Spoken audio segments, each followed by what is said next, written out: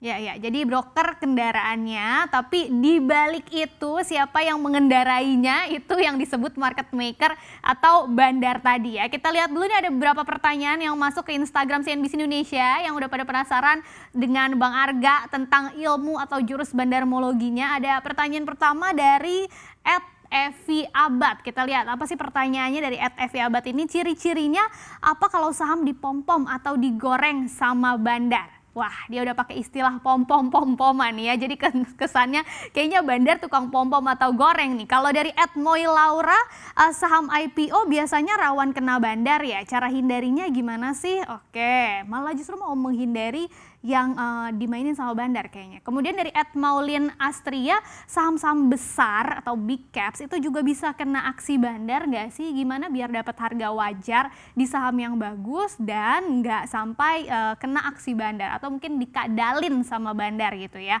Terus dari pertanyaan selanjutnya @christian_WA18, pom-pom oleh bandar itu legal nggak sih? Ini juga pertanyaan yang menarik. Kita bahas satu-satu. Bang Arga dari yang pertama dia langsung nih. Nah, tadi kan kita bahas ya apa bandarnya, terus secara umum bandarmologi itu apa. Sekarang pertanyaannya jelas banget dari @FI Abad Bang Arga. Ciri-cirinya apa nih? Kalau suatu saham itu memang sedang dipom-pom, kalau FI Abad ini bilangnya dipom-pom atau digoreng sama bandar.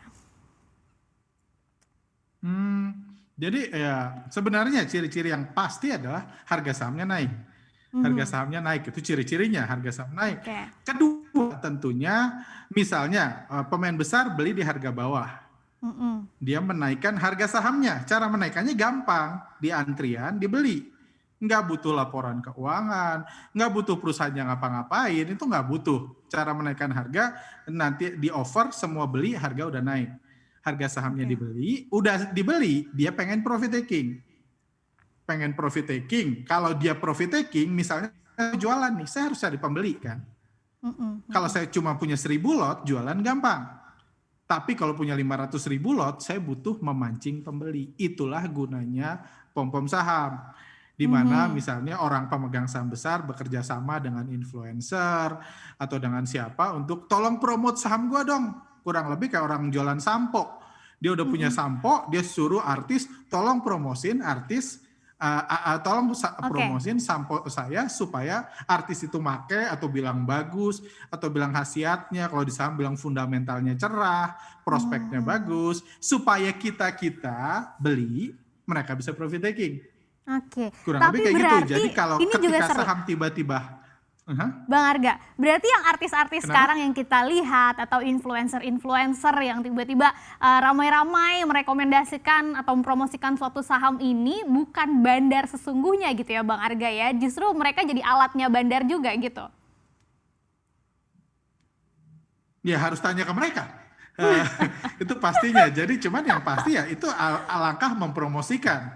Mempromosikan. Saya misalnya, kalau ngebandarin saham, kebetulan saya punya follower, saya ada di YouTube, saya bisa ngepromosiin juga.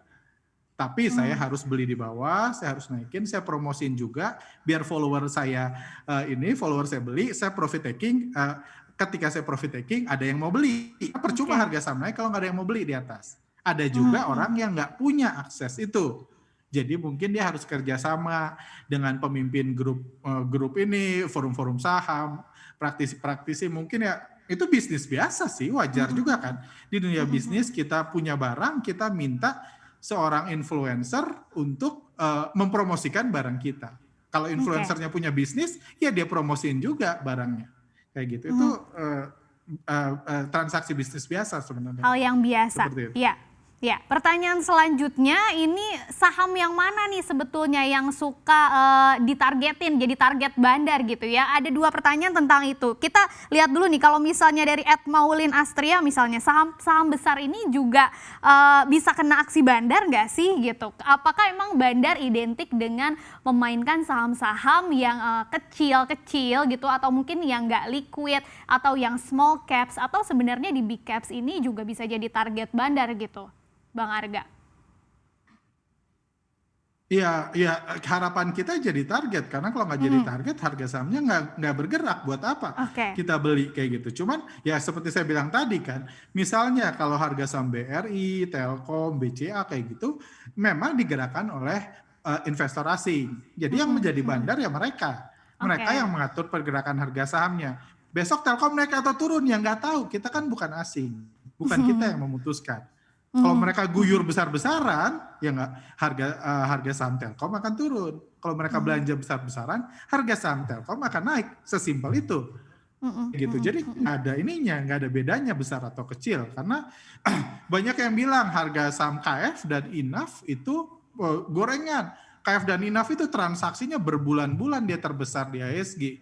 Jadi nggak ada size-nya ya. Itu hanya mekanisme market aja yang perlu dipahami kalau Anda memang investor atau trader. Tapi kembali lagi ada dua kubu, ada kubu investor dan trader, ada kubu komentator saham. Kalau komentator saham ya kita hubungin sama ekonomi, sama berita, sama sentimen seperti itu. Kalau dari saham IPO, ini dari pertanyaan Edmoy Laura, benar nggak nih saham IPO katanya biasanya kena rawan aksi bandar nih Bang Arga? Ya IPO itu supply-nya dikuasai. Supply umumnya IPO sekarang kalau kita retail pesan kita nggak kebagian. Kalau kita nggak kebagian berarti hanya jumlah pemain besar lah yang menguasai supply-nya. Misalnya saya dan Mbak, kita IPO yang punya saham cuma kita berdua. Pertanyaannya yang mutusin harganya siapa? Kita bilang pasar itu siapa? Pasar itu saya dan Mbak. Saya bisa naikin 10 kali boleh nggak? Ya boleh dong. Kenapa kita yang punya? Yang lain kan nggak punya. Lain nggak punya hak menentukan harga. Ya dia bisa ngomong kemahalan, kemurahan ya terserah Anda. Tapi yang mutusin kan saya yang punya barang. Jadi saham-saham IPO itu memang sangat ideal untuk harga sahamnya dinaik turun. Kan karena pemiliknya sendiri. Karena kalau pemiliknya banyak, harga saham nggak bergerak. Makanya ada istilah saham sejuta umat. Biasanya saham-saham yang harganya udah di 50, karena yang punyanya sejuta, siapa yang mau naikin? Semua hanya bisa berharap. Mudah-mudahan naik. Sayangnya harapan nggak menggerakkan harga saham di bursa kita. Nggak bergerak-gerak gitu ya. Nah, harus kumpulan pemain besar ya. Dua-duanya tuh tadi yang nanya, yang satu kan nanyain saham IPO, yang satu yang saham-saham besar atau big caps, apakah jadi target bandar juga? Justru nanya lagi ada pertanyaan selanjutnya, cara menghindarinya gitu. Kenapa ini rata-rata justru malah pada takut nih untuk ngincer saham-saham yang memang dimainin bandar? Kalau menurut Bang Arga sendiri justru strateginya seperti apa nih untuk saham yang sedang dimainin bandar ini, Bang Arga? Kalau ngomong cara menghindari sebenarnya mudah. Anda tinggal cari aja saham-sahamnya udah nggak gerak 10 tahun, 7 tahun, itu udah nggak ada bandarnya. Anda tinggal beli dan berdoa suatu hari ada bandar masuk dan naikin harganya. Atau Anda makan dividen kan. Fundamentalis, Anda dapat dividen mungkin Rp1, Rp2 setahun ya silakan. Itu cara menghindari bandar. Jadi kita berhak memilih gitu. Atau kalau mau kita mengikuti bandar. Nah, dimana kan pada akhirnya ketika harga saham digoreng, tadi dibilang digoreng, dibeli di bawah, dinaikin, dipromot ke orang, terus dijual. Kan ada pergerakan harga yang bisa kita ikutin. Kalau sahamnya tidur terus bertahun-tahun, mau dipromosin kayak apa juga nggak ada yang mau beli. Harus justru dinaikin itu dulu. intinya Jadi bandarmologi ya. Ya, kita mengikuti pergerakan bandar. Jadi ya kita mengikuti pergerakan bandar kayak gitu. Pada umumnya retail itu melawan. Makanya sempat heboh gerakan retail mengalahkan bandar. Itu sempat heboh di berbagai itu karena investor retail mengikuti melawan, padahal melawan itu cari masalah. Cari masalah. Harusnya mungkin kita pada takut Bang Arga. Gitu. Mungkin pada takut nih, kayak pertanyaan yang dari Christian WA18 tuh tadi nanyain, kalau pom-pom dari bandar ini tuh legal nggak sih sebetulnya Bang Arga gitu? Ya sebenarnya yang kita tahu misalnya kasus yang sudah kalau istilah kami satu dinasti perbandaran yang dijatuhkan tahun 2019 lalu yang kasusnya naik lagi sekarang, itu dia istilahnya dihukum dianggap sebagai korupsi. Dianggap kasus korupsi, kasus Asabri, kasus Jiwasraya itu dianggap korupsi. Berarti dari situ kita tahu pasti kesalahannya bukan mempom-pom harga. Karena kalau mempom-pom harga bukan korupsi dong di pidana. Korupsi artinya menghilangkan uang negara.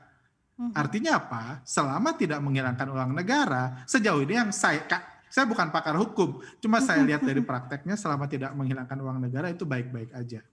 Ya, betul. Jadi yang kasus sebelumnya itu bukan karena pom-pom sahamnya gitu ya, ada kasus lainnya tadi menurut Bang Arga. Dan memang kalau kitanya sendiri sebagai investor retail sebetulnya nggak perlu khawatir juga dan mengesankan bandarmologi ini konotasinya negatif, asalkan kita sendiri memperkaya ilmunya, mendalami ilmunya gitu ya. Nah, apa aja sih sebetulnya harus kita pahami soal bandarmologi ini supaya kita bisa mengikuti pergerakan bandar tadi dan masuk ke saham yang tepat? Kita akan ulas masih bersama Bang Arga usai jeda berikut ini. Jadi jangan kemana-mana, tetap di Invest Time.